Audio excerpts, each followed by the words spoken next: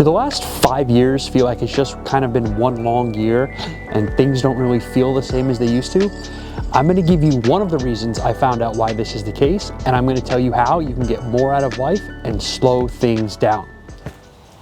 So I'm sure a lot of you can relate, but for the past 6 years or so, ever since 2020, everything has sort of felt like it's been going at 1.5 times speed, and things have been going a lot faster than they were when we were younger, as normally is the case. But there actually is a reason behind that, and there's actually hope on how we can fix it and get our mind's perception to change from what it is now to what it once was. Hi, I'm Mike. I've had OCD and anxiety for the past 10 years of my life, and I turn that turmoil into tools, and I use what mental health tips worked for me, and I share them with you.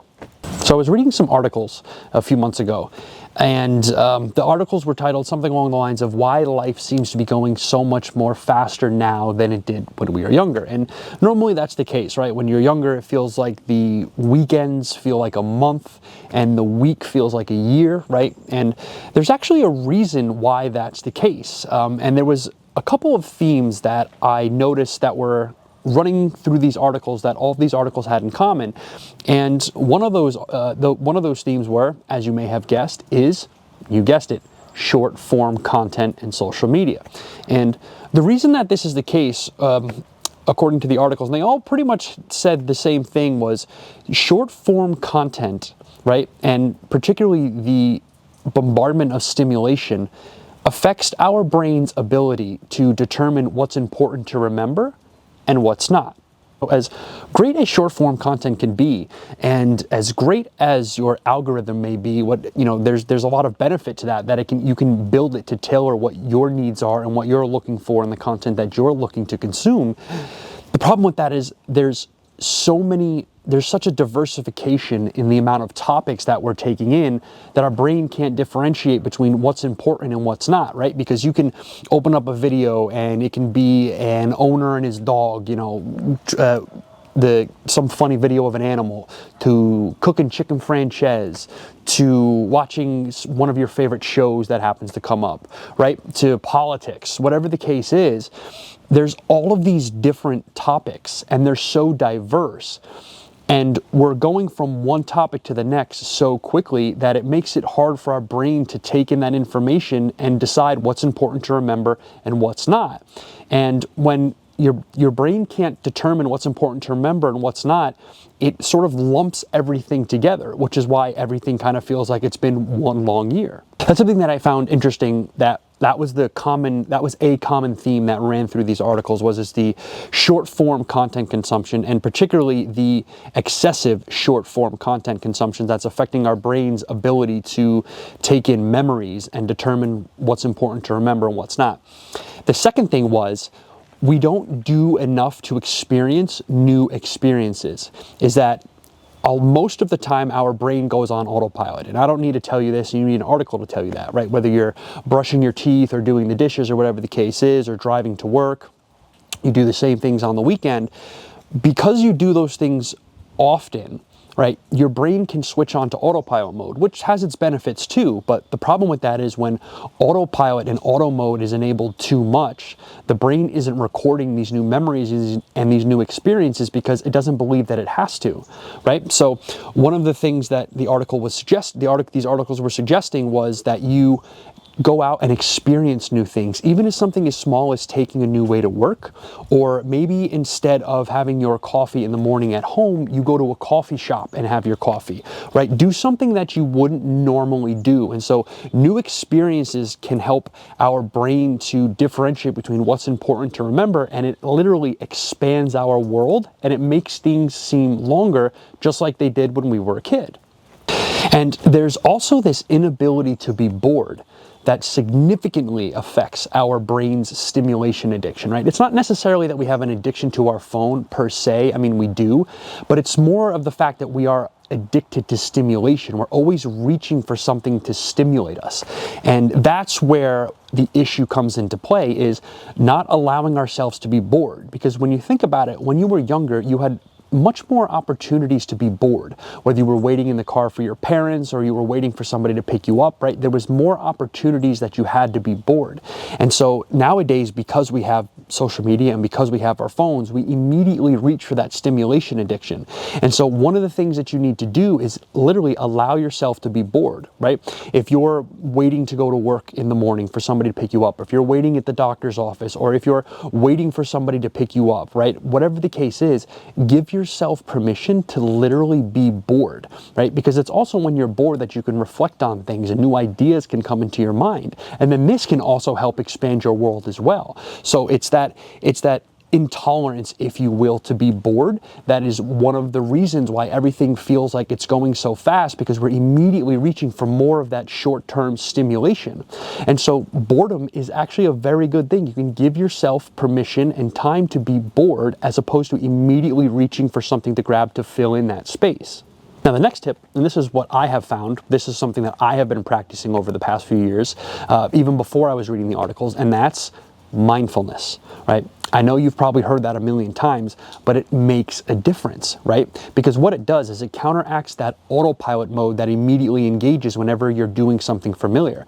And so in the morning when you're going to brush your teeth, or when you're in the morning when you're going to brush your hair, doing it mindfully, or even doing it in a way or in a room that you normally wouldn't do it in, right? This can help your brain to pay attention to your experiences and the experiences that matter, right? So whether it's, as I said, brushing your teeth, brushing your hair, or doing the dishes, or taking a shower, right? When you are doing these things, just do these things. Don't try to add any other stimulation into it, right? If you're brushing your teeth, don't be scrolling through Instagram, right? If you're drinking coffee in the morning, right? If normally maybe you drink your coffee on the way to work, instead of drinking it on the way to work, you can sit at your kitchen table and quite literally just drink your coffee. You don't have to do anything. You don't have to read anything. You don't have to scroll. You can just drink your coffee. When you're in the shower, just be in the shower.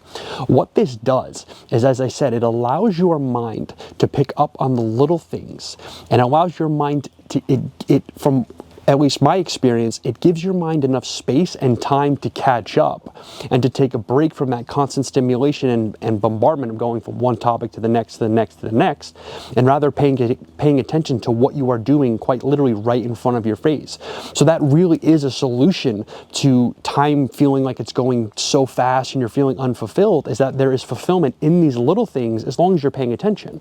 There's also a lack of getting out in nature, right? I've made another video about that, how simply being outside and being in nature is so beneficial for your beneficial for your mental health, but it's also beneficial for your time and space awareness for the mind, because you quite literally give your mind space by being outside. Whether it's outside in the sun, it can be outside in the rain, it doesn't matter. Simply being outside of your home and being out in nature is also something that can help time to slow down. So take the time to go outside, to listen to whatever it is that's surrounding you. It sounds so cliche, I know, but it actually takes so much discipline to really slow down and pay attention to those things. And last, what you want to add on top of that, what you want to wrap everything in, is gratitude. Is realizing that these little things that you get to do, right, it's not something that you have to do, but it's something that you get to do, right? So if you're doing the dishes, that means you have running water to do the dishes with, and you have a home in which you are doing those dishes, right? If you're brushing your teeth, that means you have teeth to brush. That means you have running water to brush your teeth. If you're drinking coffee, that means you have coffee to drink. You have access to this stuff. And so shifting your mindset over to, I don't have to do these things, but I get to do these little things, can not only add fulfillment to your life, but it can also make life feel a little bit longer, right? Because you are finding more purpose in these little things, and it gives your brain the training that it needs to say, hey, pay attention to the little things that matter, and those little things are living, is what you do while you're alive, the actions that you're doing.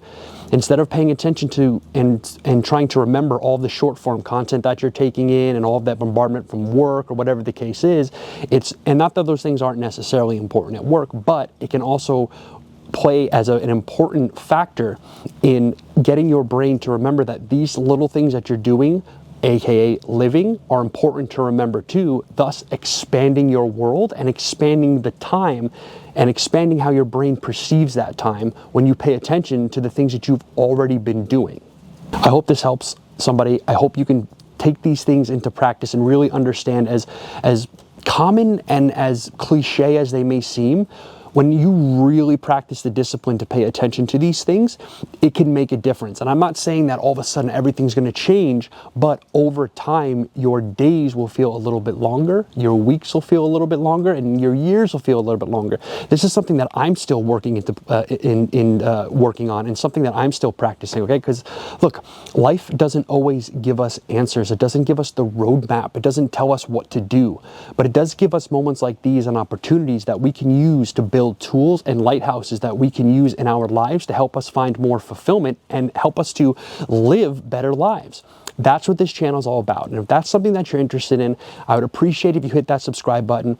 And remember, the little things that you do matters, and where you put your attention and where you're telling your brain to pay attention to matters. You can slow things down a little bit. You just have to know what to look for and what to pay attention for. So speaking of paying attention, I was going to do a video outside today because it was a beautiful sunny day. So I'm like, you know what? I'm going to sit underneath my deck and film a video. Forgetting there is about 17.5 feet of snow on my deck, and it is raining under my deck. And I didn't realize that until about 15 seconds in. I was like, oh, I guess it's just a little bit of a drip, forgetting that, hey, there's snow on top of the deck, stupid.